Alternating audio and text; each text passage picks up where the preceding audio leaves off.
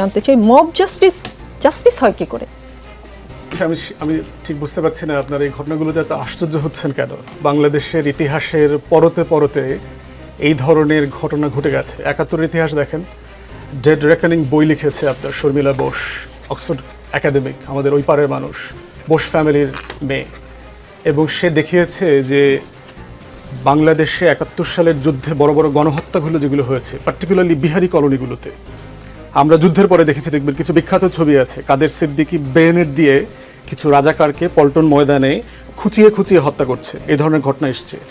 আপনার রিসেন্ট মেমোরিতে দেখেন, last BNP সরকার যখন বিদায় নেয় ২৮ অক্টোবর ২০০৬, ২১ অথবা ২৮ জনকে কিভাবে সাপ পিটিয়ে মারবার মতো রাস্তায় লগি বৈঠা দিয়ে মারা হয়েছে। 7 মার্ডারের কথা জানি আমরা।